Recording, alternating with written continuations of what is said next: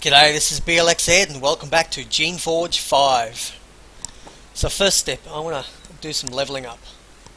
So 6 skill points, that should be enough.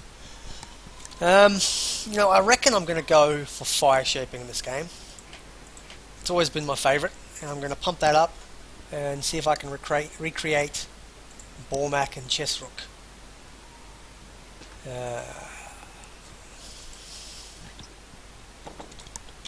And I'll loot everything else while I'm here.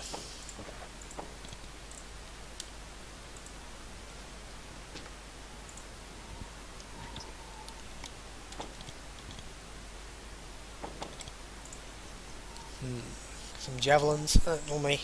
Never actually done a ranged combat character, maybe another time. But for now, let's move on. Oh, wow, he's really redone the map. This is pretty nice looking. Off to Manala, the town thing. Cute little Fiora. God, I like them. Well, now that I'm actually going to create a couple more.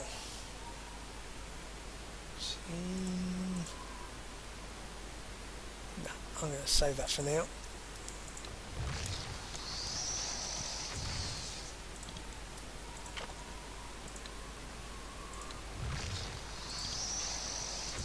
Okay. Bormac and Chessrook.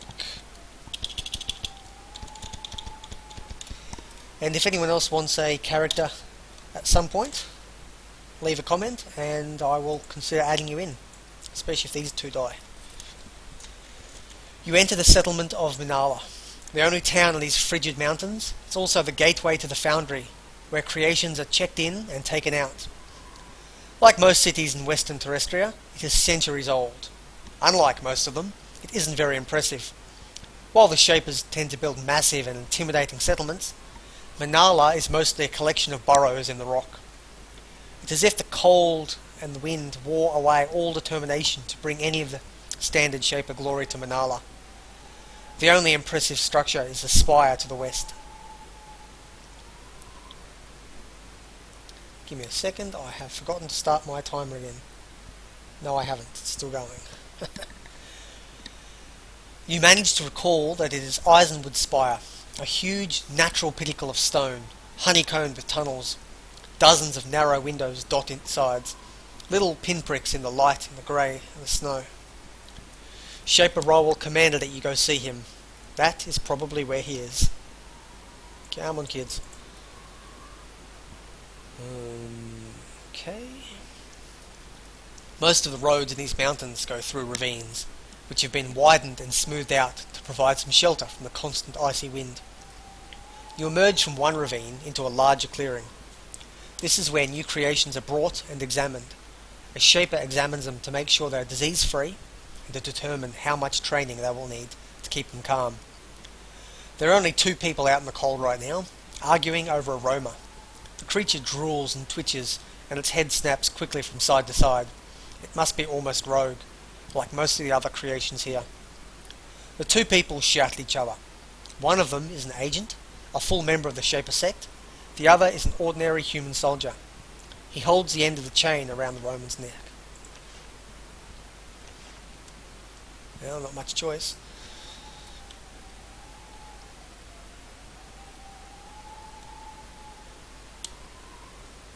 You get close enough to hear their voices over the wind. The agent says, "Did you not hear me? I am Agent Allura, and I am not merely an agent, I am an envoy of the council. I say this creature is rogue. Only one thing is done with rogues." The soldier shakes his head. "I work for Shaper Tanathan. His order is that this is a unique and potentially valuable specimen. It is to be kept alive on a Shaper's authority." The Roma snaps at the shoulder's foot. He kicks it in the head. Agent Allura says, "You question me? You, an outsider?" Oh, I got my accents mixed up, who cares? "I don't care what your Shaper said. I am here, I decide what will happen, and I say that rogues are destroyed." The 2 watch each other silently. Well, perhaps I can help. All 3 of them turn to look at you, surprised to hear another voice. You are still dressed like someone in authority, and it's dark and snowy enough to keep them from noticing how worn your clothes are. Agent Allura frowns. Appreciate the offer, I suppose, but this is a rogue. It is dangerous. It must die. That is the law. The sooner it is done, the sooner we can get indoors. The soldier says, this Roma is valuable. It would be mad to kill it without trying to save it, and the Shaper who commands me will be furious. Well, if you've played the first 4 games, you will know one thing, and that is that the entire mess, the whole rebellion, the whole war started pretty much because they didn't follow the rules. And lots and lots and lots of people have died, so I'm pretty much inclined to have this thing killed off. So I reckon it's clearly mad, it should be destroyed. Obviously, enough wasting time. A soldier tries to say something in response. He isn't quick enough. Good. Problem solved. No more dead people. Her work done, the agent says, now, unless there is more idiocy to contend with, I will return to the warmth of the spire. I have actual work to do.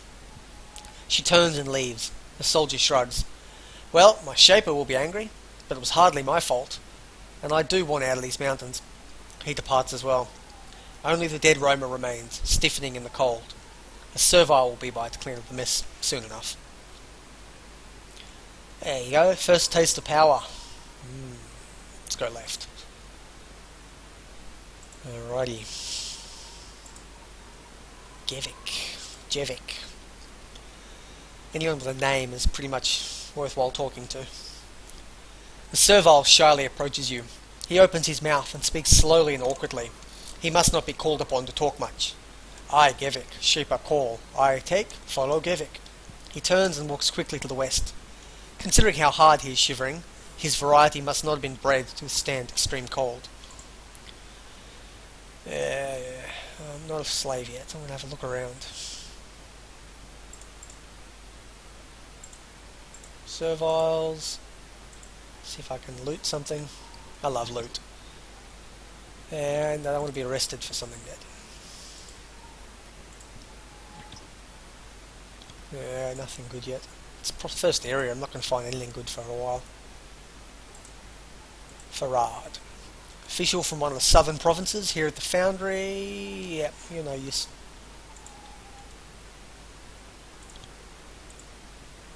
Yeah, there's actually not a lot I can do here. I reckon I'm just going to go to that spire. Old Jevic, Gervik, whatever his name is.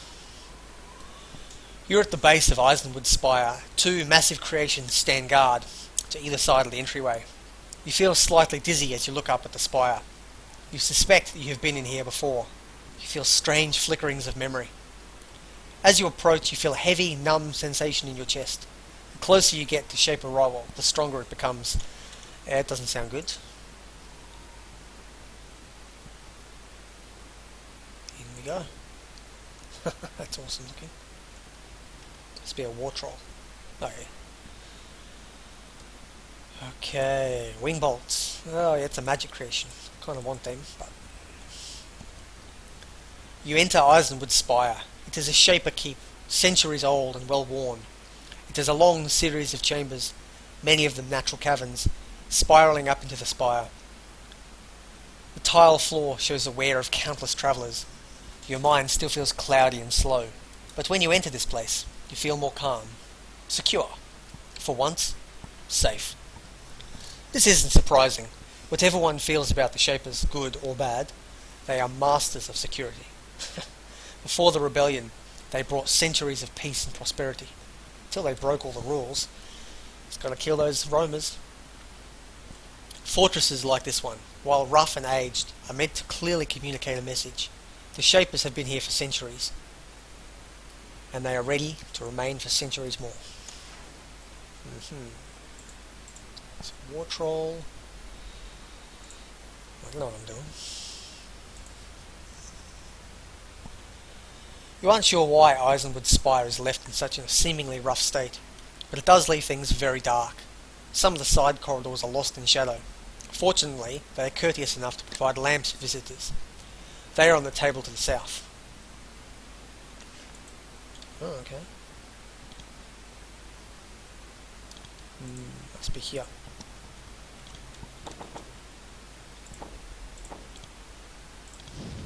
Okay, I don't know if that makes a difference in the game.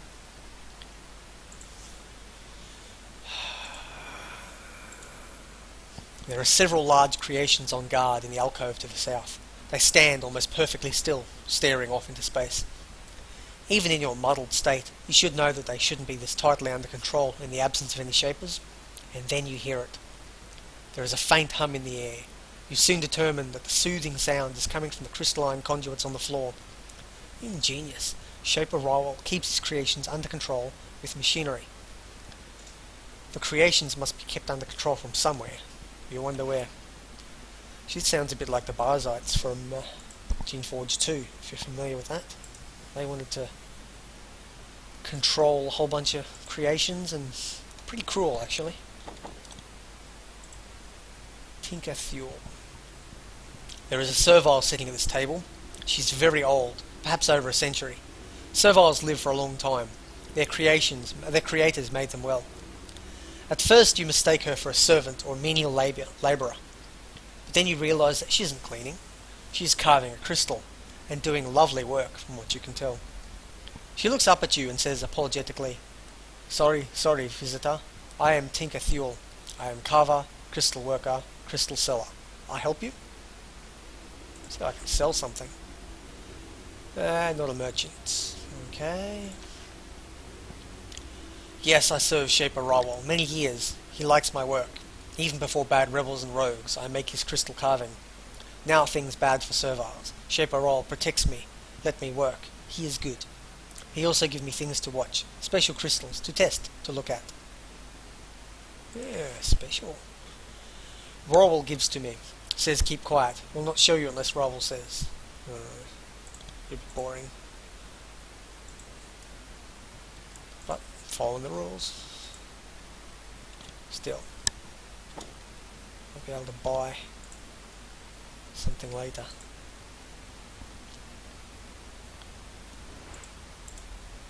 Sage Pfeffer. There is a man in long robes here, analysing a fad. He pokes at the creature with a long metal implement. Thard, probably. Thard accepts his indignity quietly. Occasionally, the man makes a few notes in his journal. Eventually, you clear your throat. He looks up at you. Ah, the unusual case. Welcome to my workshop. I am... The Thard starts to wander off the shaping platform. Stay! Wait! The Thard sullenly moves back. I am Sage Pfeffer. Shaper Rawal has ordered for me to train and assist you, and request help from you, if needed. You can help me? I should have been clearer. I can help you when Shaper Rawal says that it was alright. First, you need to speak with him. Go north, turn right at the mess hall. Can't miss him. Okay. You pass a second alcove, full of creation guards. They stare off into space, lulled by the peaceful vibrations from the conduits on the floor. As you pass by, you feel something. A cold, invisible presence. It moves through quickly. It touches your mind and then recoils. It has no interest in you. The creations are of greater interest. In a moment it is gone. The Thards in the alcove have changed. They are slowly waking up from their trance. They are also drooling, and one lets out a long, low snarl. You might have to discipline them, unless you can retreat to safety. Oh well, let's have some more fun. That was a good start. That was easy. Look at that, experience and money. Casual murder. It's the way to profit.